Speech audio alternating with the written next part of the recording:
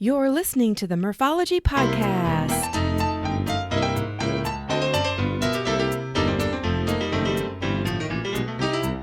Thanks for tuning into the Morphology Podcast, aka Murph here to share interviews about biking experiences from cyclists who have pedaled to places all over the U.S. Each week, we'll get to know new people and explore new destinations to ride your bike. As you listen to these adventures, you may wonder, why haven't I done that yet? Well, this week is a great interview with veteran Aaron Martinez, who is in his fourth season of a documentary series about veterans called Struggle Beyond the Decade. Aaron is an extraordinary individual with a desire and lots of motivation to help veterans find purpose and connection to community after they return to civilian life. He's also part of the Veterans Adventure Group that does epic challenges like bicycling and ultra running. So sit back and enjoy my interview with Aaron. All right, well, on the podcast today, we have Aaron Martinez. Hi, Aaron. How are you? I'm doing great. How are you doing? Good, good. Well, we've known each other a matter of about 4 minutes. But That's right. and I already feel like I know you, but maybe that's because I've been on your website and checking out your social media accounts. And you are a pretty inspiring guy, so I'm glad to have you on the podcast today. Well, I appreciate that. Yeah, and we need and looking through your guys' site, looking through your site for your podcast. I mean, you've talked to some pretty extraordinary people, so I'm honored to speaking with you today. Great, good. Thank you for that. Yeah.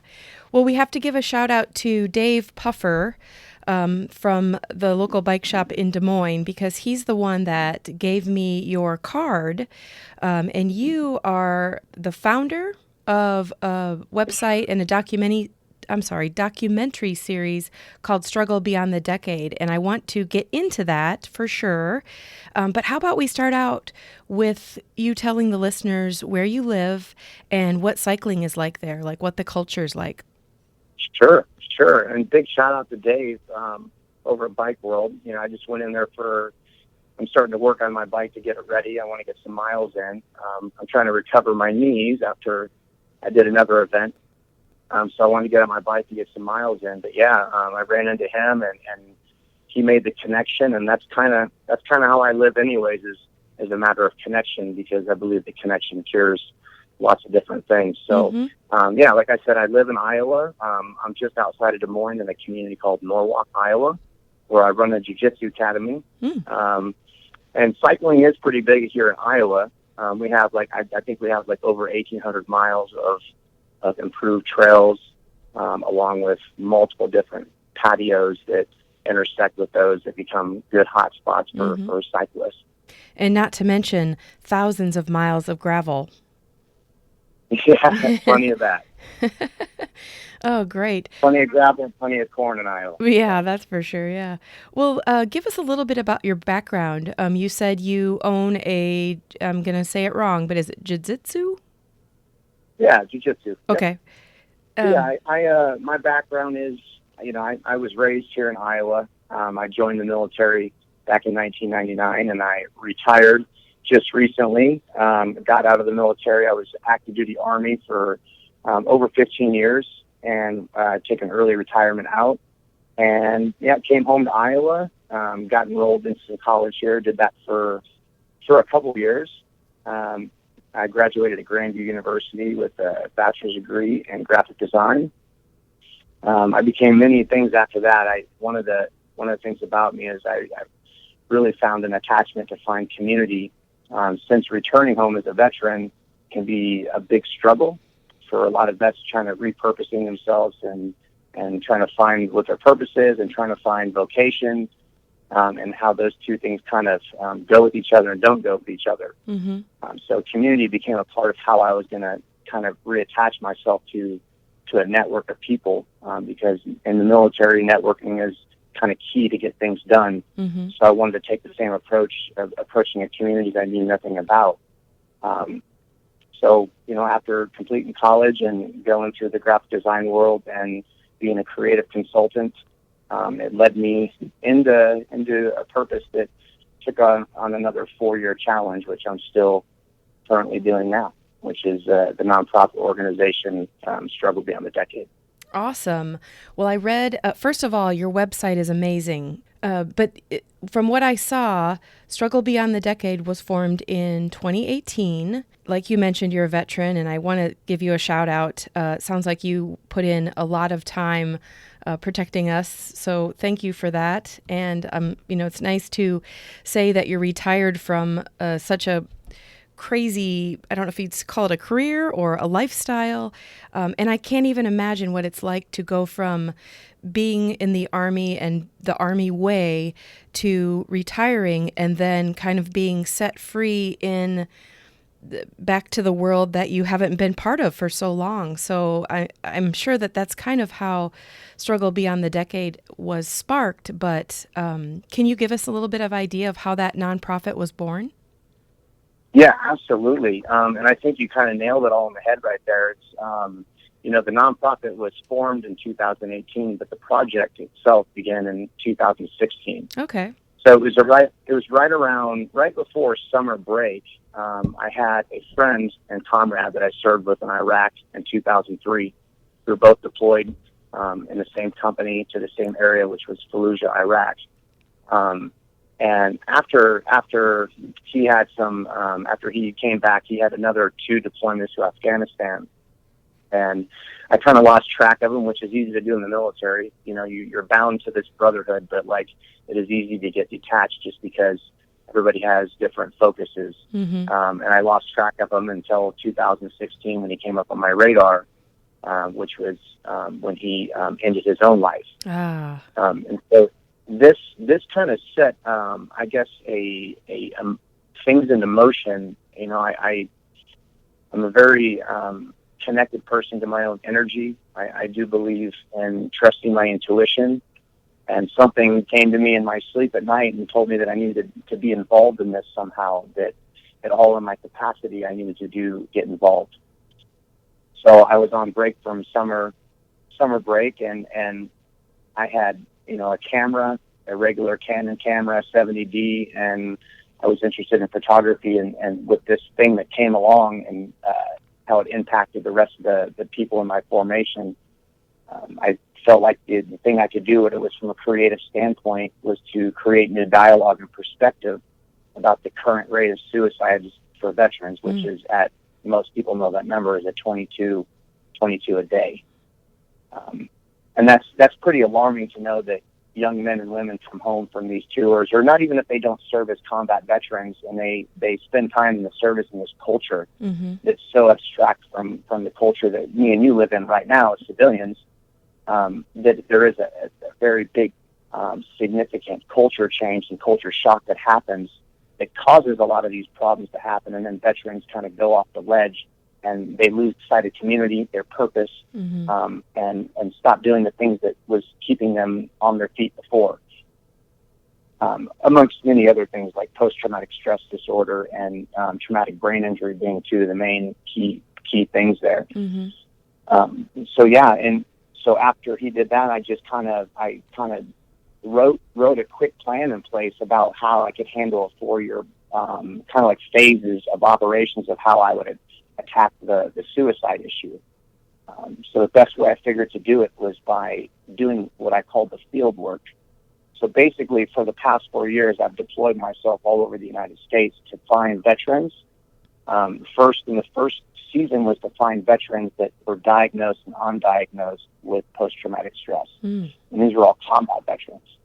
And I listened to their stories and listened to them tell some of these stories for the first time. And really got to put the perspective in the viewer's hands. So many of the people that were speaking to me after the series had released was like mothers and wives, ex-wives of these veterans that were dealing with these issues when they were getting home and had no outlet. And now that it's out there, their perspective is out, and we're starting to see some commonalities with the way that the series was being portrayed. It really made a change of perspective from parents being able to understand their own children, or wives being able to understand their husbands, or vice versa. So you are, you're seeking these people out, and then you're filming them while you interview them. Is that what you're doing?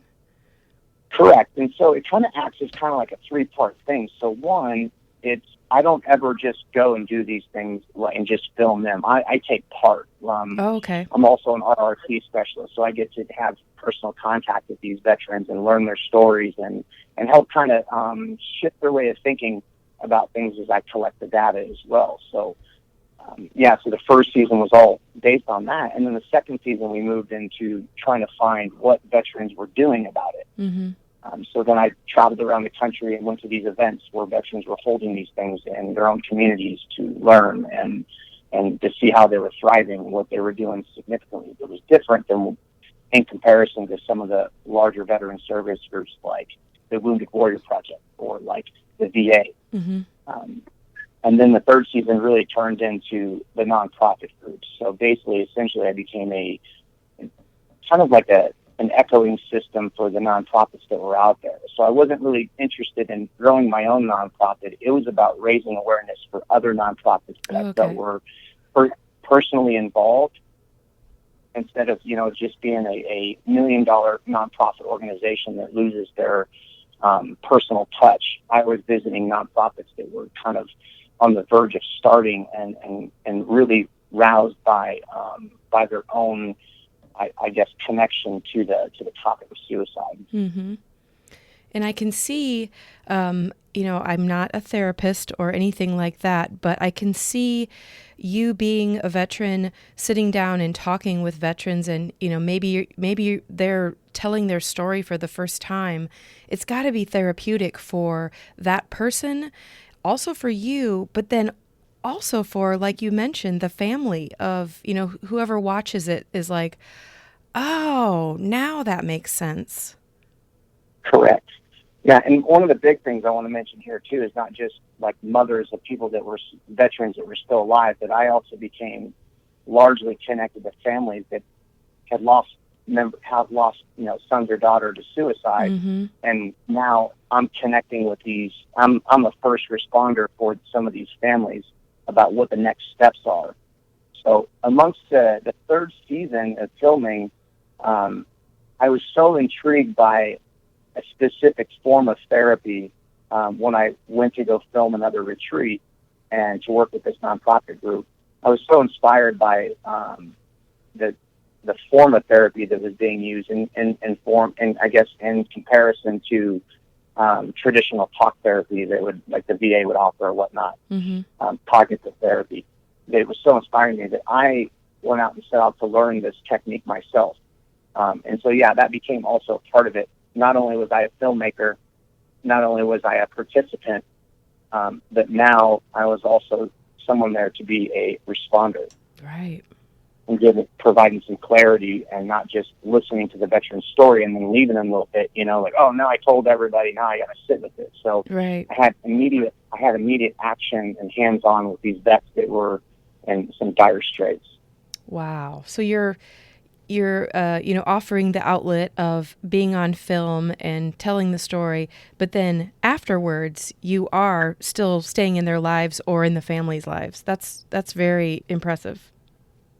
Absolutely. I tell people all the time when they'll come up and speak to me about the documentary, they're like, man, that was amazing, that was good, or this and that, but I tell them, only about 10% of what really happened, made the documentary, because I don't run the camera 24/7 when I'm doing people work too, so.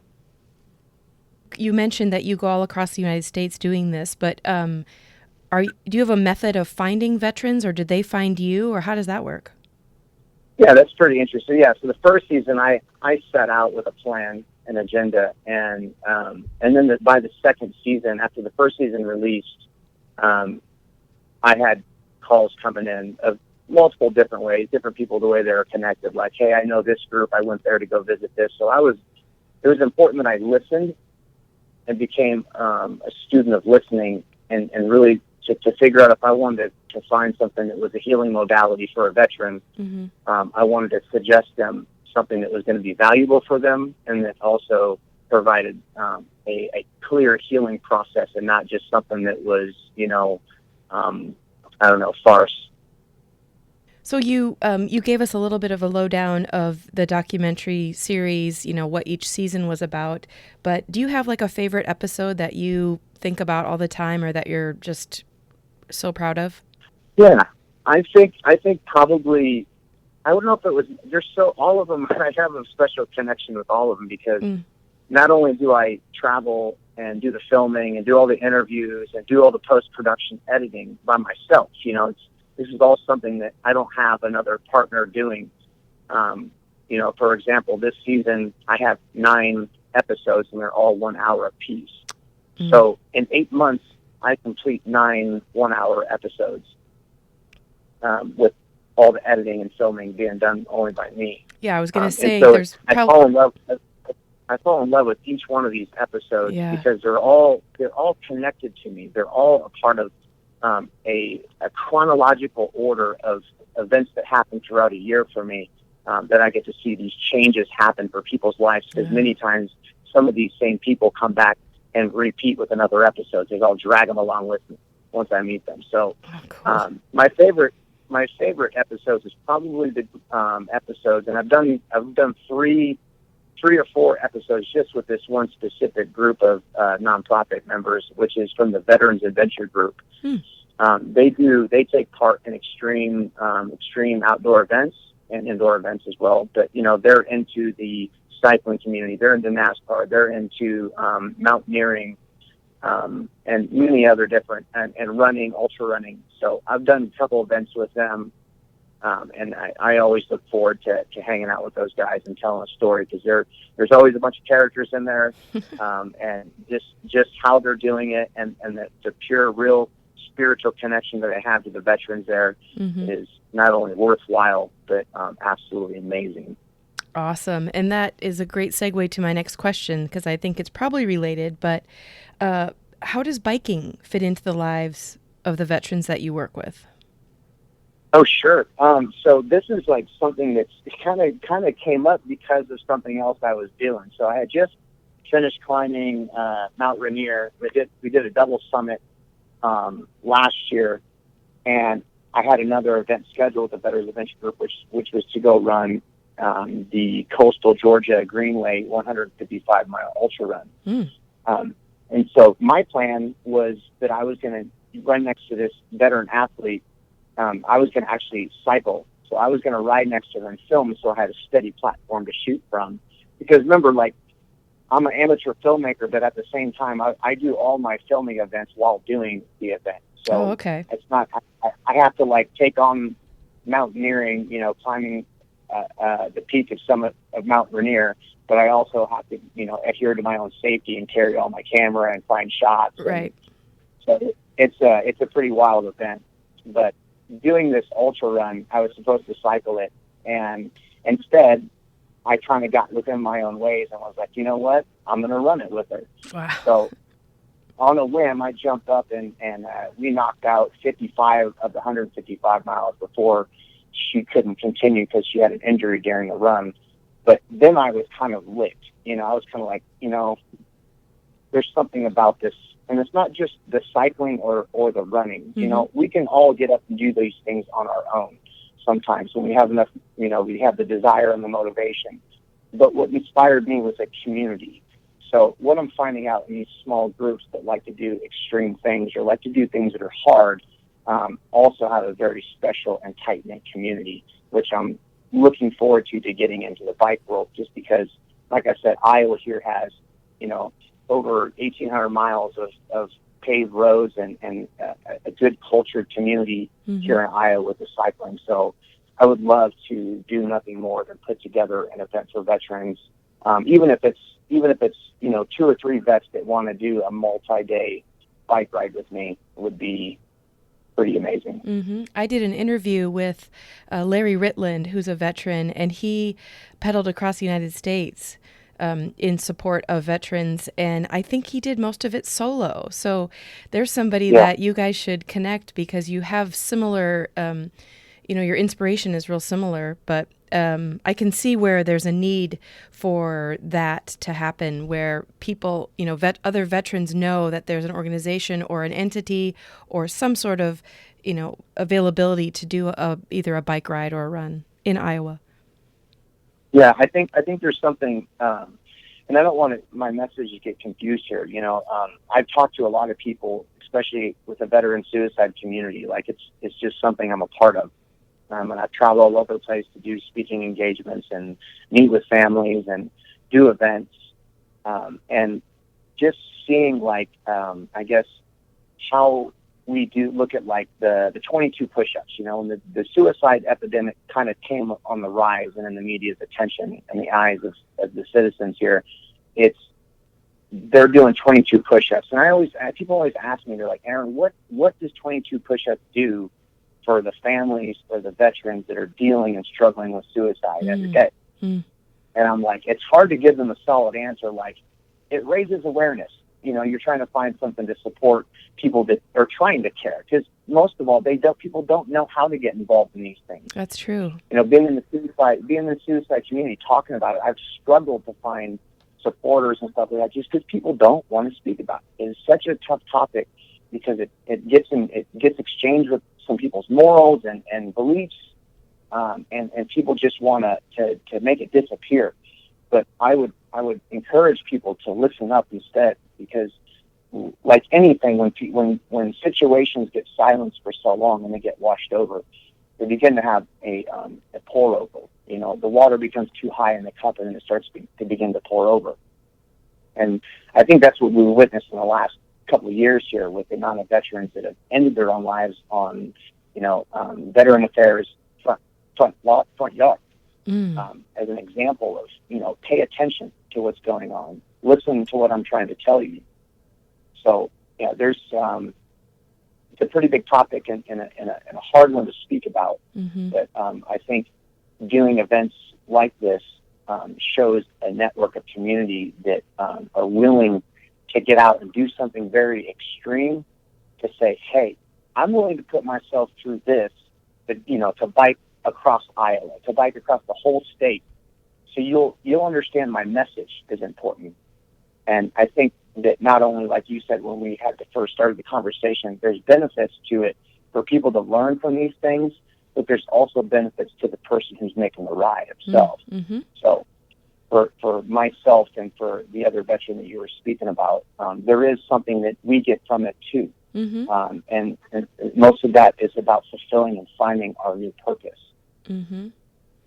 And I think doing these extreme events, even if you're doing it with veterans or without veterans, it still kind of gives you a platform to speak and to have a moment, when somebody's like, you did what? And then you can say, yeah, I did. And this is why I did it. And it starts a conversation. So I think there is a lot of good in that, besides doing the actual event. Well, I believe in setting a good example. We wanted to talk about this 50-mile thing. So this had nothing to do with veterans. This is something I did with my Brazilian Jiu-Jitsu Academy. I called it the Professor's Challenge. So I challenge my guys to something. I try to do it every 3 months where I'm like, okay, we're going to go do this. And they're like, oh, man, not another one. But I like to lead by example. And I kind of want to segue this to where you ended off with your comment about not just doing things with veterans. And I want to make this very clear, is veterans for a long time, I remember getting out, people were saying, well, civilians don't understand me. They don't understand.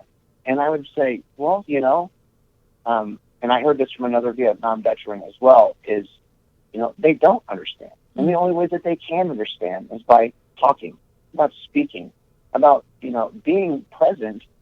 Don't hunker down. Be present. Get out and meet people. Like how I met Dave at the bike shop, which led me to connecting to you. So, which is going to lead us probably pedaling a bike ride together. Yeah, so, there you go. and you're not in the military, but you have an ear to listen, and you have a platform to be able to speak it. So, by me being brave enough to connect with you and share my story with you is ultimately going to be a blessing for the entire universe. Definitely, yes. A quick interruption to tell you this week's podcast is sponsored by Lizard Lips Lip Balm. These great lip balms contain natural ingredients, come in a variety of flavors, and you can choose certified organic or balms with sun protection. Check it out at lizardlips.net. Now back to the show. Back to you, the reason that we even met was because you were in a bike shop, but how does biking fit into your life? So biking has always been in my life for exercise purposes right now, just because the fact that I do a lot of different things, and doing this film project, it really sucks the 8 months out of my life. And so my planning events have to come very specific. Mm-hmm. With COVID-19 happening, and I hate having to even bring that up on this positive cast right here, but we have to speak about the world as it is. Right, so with right. COVID-19 happening, we were planning on doing an event here in Iowa called Ragbri, which I'm sure you're very familiar with. Yeah. I wanted to take do a filming project, and I wanted to, like I said, have 2 or 3 veterans that had like little to no riding experience, and take them on this multi-day biking event. Not to have some challenge to win, but to just be together, mm-hmm. to be able to share some conversation and dialogue, to put them back into what they like to do, because veterans like to work, right? Just like you have different types of dogs in the world, right? You have a Rottweiler that enjoys security and work. They won't thrive unless they're doing those 2 things. So a veteran needs to be out in nature. He needs to be out, doing hard things and packing his gear and prepping and training, to be able to pull a large scale event off with success. So that's what I essentially wanted to do, and get myself back and get into the bike community, mm-hmm. Because I believe that the bike community has a small community that has their own humor, has their own jokes, that I think eventually that would be a good fit for veterans as well. Yeah. And, like you mentioned, and we all know that Ragbri was, I shouldn't say canceled, it was postponed. So it will happen Correct. Next year. Do you think you'll still have that vision? I mean, we're a year away, but do you think you're going to try and do it next year? Oh, yeah. Oh, good. So my filming project, I'm kind of at the end of the Struggle Beyond the Decade, like docu-series, but now I'm going to do focused on some larger stories that will have that doesn't have to have the same synchronicity of being in a series, mm-hmm. that portrays with the name Struggle Beyond the Decade. So I'm looking to move this thing into such a different direction, but still maintain these events. So Denali, we're going to be climbing that with the Veterans Adventure Group this next year in 2021. So that'll be a part of it. But I plan on doing a bike event. So if you know anybody out there that wants to work with me, or a veteran that probably could use a little bit of brotherhood, yeah, that wants to do something long and hard there. So like I'm into it. So that's how I'm looking to get into it. Yeah, and anybody who listens to this podcast has heard me talk about Ragbri a gazillion times, but if you haven't, it's basically a 7-day bicycle tour.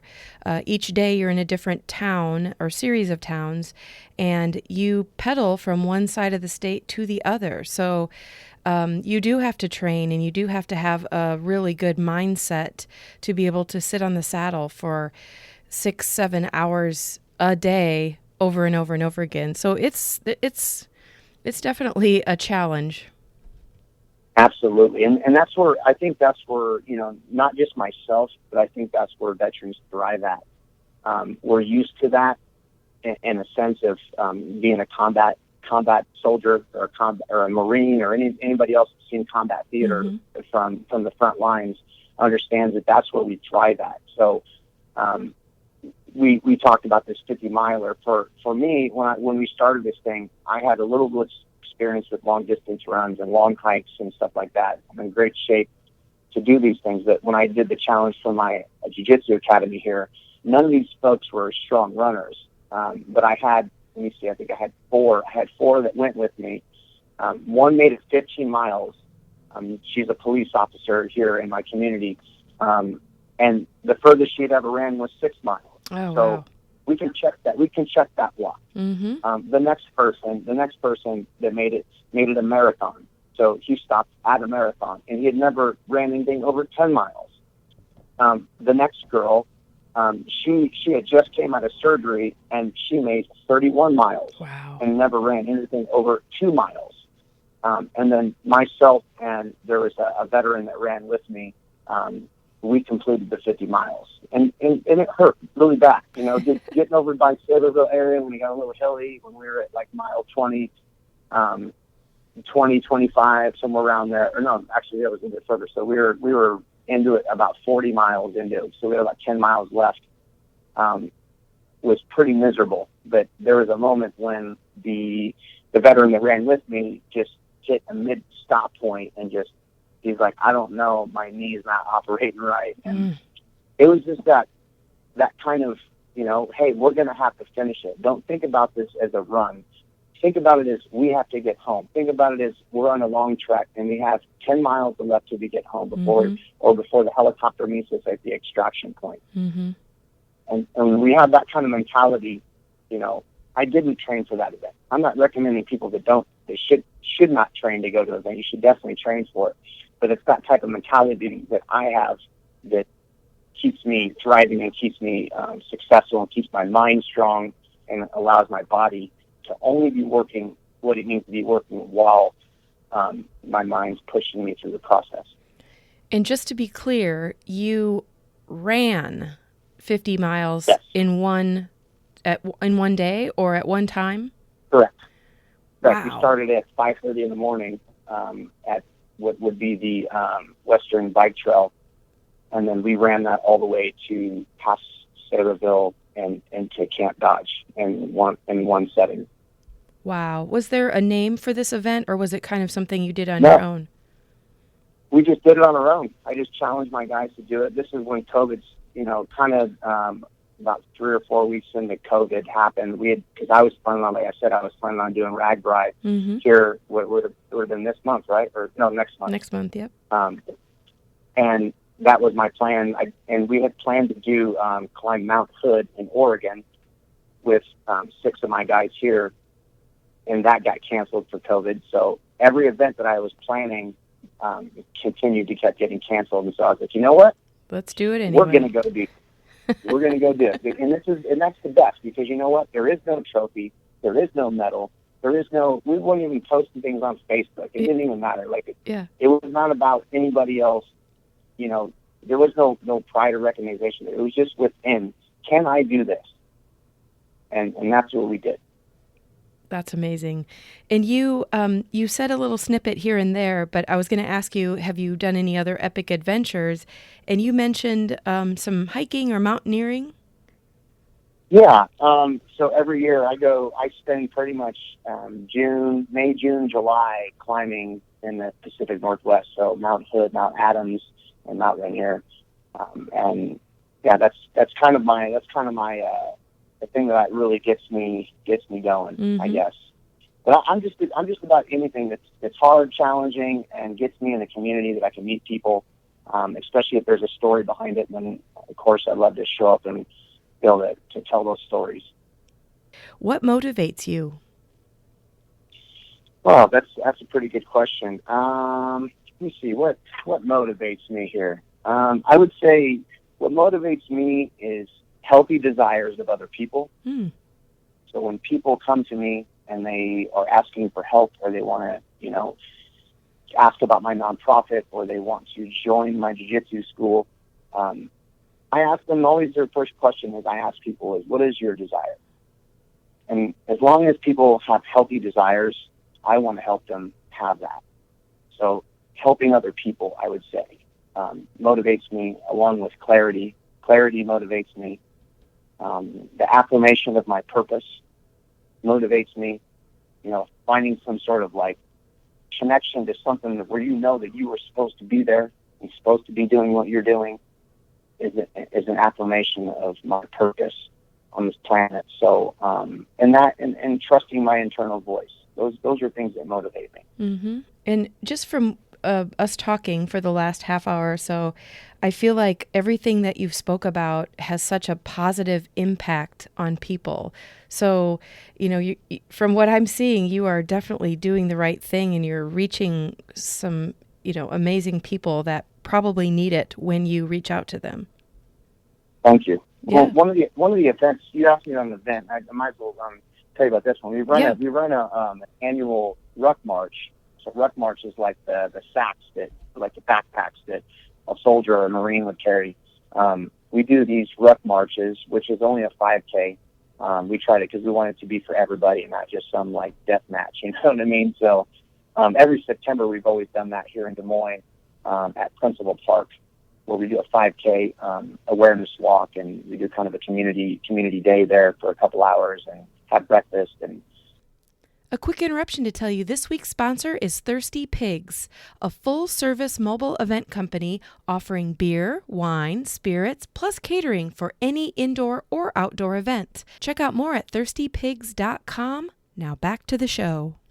Having a connection to a community is, I think, where I think veterans can start thriving the most at as a community. Like right now, even with COVID happening and all the demonstrations and riots and all this stuff that's going on all around the world, we're finding that I think veterans are kind of perceiving this thing as something that is more valuable than not for the last couple of years or last decade of war that we've been through. So, and I hate to this sound like maybe this might come out negative, but I'm going to try to word myself correctly. Is oftentimes when I'd be interviewing a veteran and they would begin to become upset. They would always say some stuff like, I really wish something would happen here, so people would get it.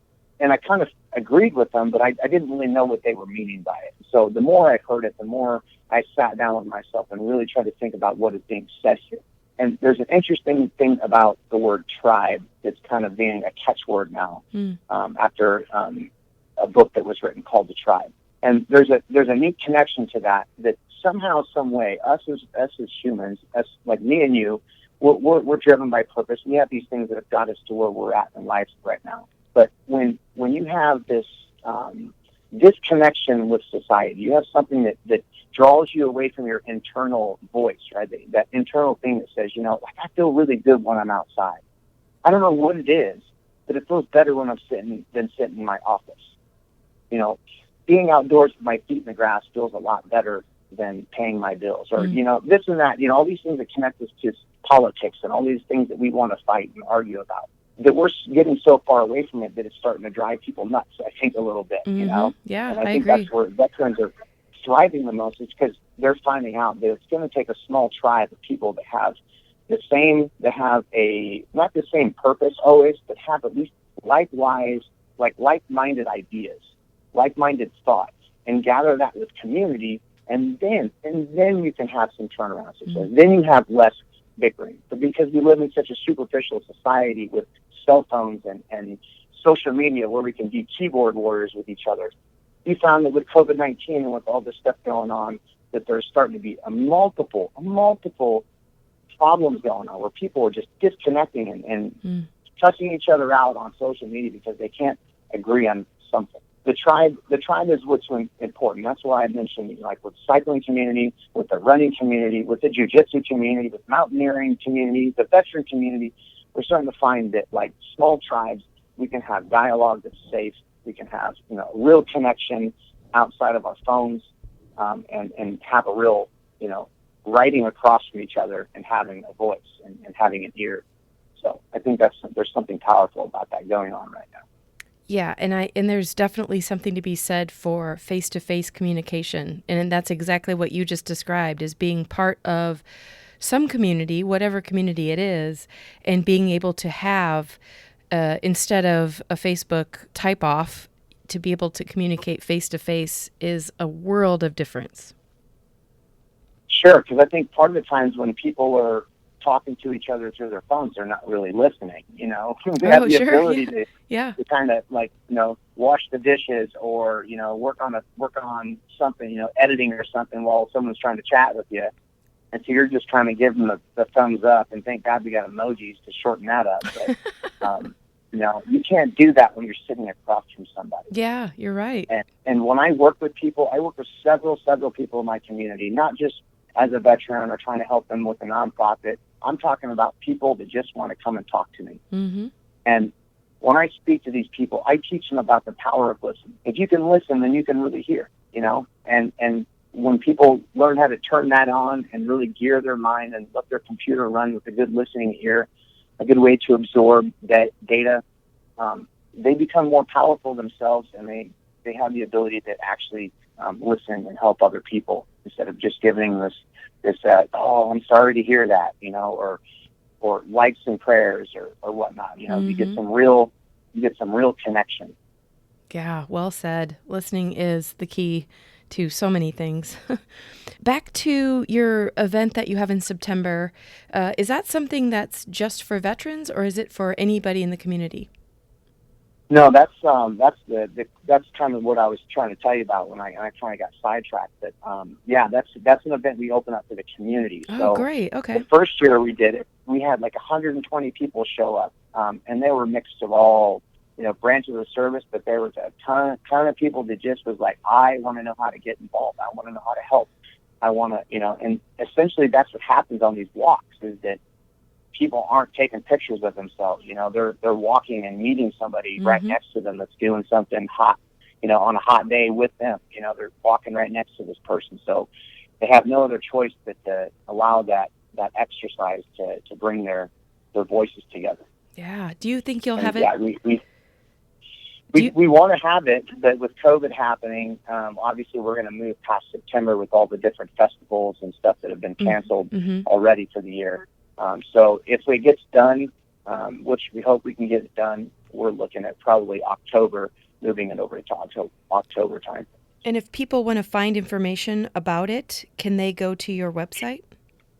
Sure, they can go to the website, but we're also on, and I talked about these superficial platforms here, but, we all need them these days. So, right. Facebook, we're on Facebook and Instagram if you just look up Struggle Beyond the Decade, or you can go to www.strugglebeyondthedecade.org, and you can find all the information there. Usually on the social media platforms is where we, I guess, have the loudest voice in terms of putting out events and stuff like that. Mm-hmm. And also, when you go to that website, you can see all your episodes of your documentary series, so people can watch them. That's correct. You can also, if you're just interested in seeing just the film, you can go to just right on the homepage of YouTube, get in your search box and punch in Struggle Beyond the Decade, and you'll be able to access all 4 seasons.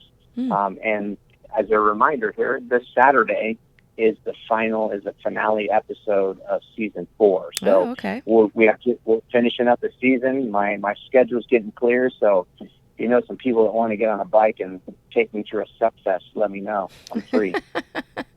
Awesome. I may take you up on that next time I'm in Norwalk area.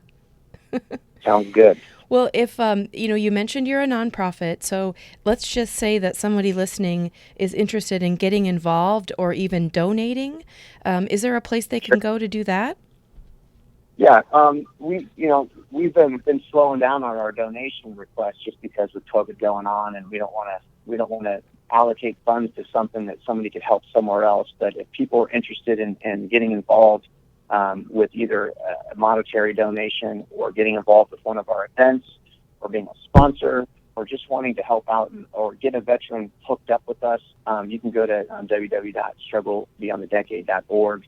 Go up to your menu at the top and hit the Get Involved button, and you can donate immediately, or just reach out to me at strugglebeyondthedecade.films@gmail.com and talk to me personally. That's the way I like to roll. I don't like to send you guys through some automated machine. I like to hear your voice. I want to hear your ideas, and I'm concerned. If there's something that needs to get done, I'm your guy. Yeah. Well, Aaron, I am so thankful that you were on the podcast, and I learned a lot, and it's just, you're a very motivating person. So I hope that you know that and you feel that when you're doing your day-to-day stuff with your different nonprofit organization and just like doing all these epic adventures. Well, it's like I said, I'm interested always in hearing the healthy desires of others, and my desire is always to entertain things that are possible to do and good to be done. Well, I will never, ever, ever join you in a 50-mile run, but I would love to do a sufferfest of pedaling sometime with you. Yes, ma'am. Awesome. Well, thanks again for being on the podcast. Thank you for having me.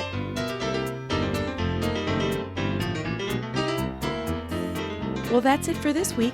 Thank you, Aaron, for taking the time to chat. If you'd like to watch Aaron's documentary series or get more information on how to help his nonprofit, you can go to strugglebeyondthedecade.org. And if you have a topic or the name of a cyclist you find interesting, email me at murphologypodcast@gmail.com. You can go to murphologypodcast.com to find good info, and I launched a YouTube channel, so if you want to see videos of the places I bike, check that out. I'll leave you with this quote from the Unwritten Book of Murphology, and this quote comes from today's guest, Aaron Martinez. The power of listen. If you listen, you can really hear. Think about it.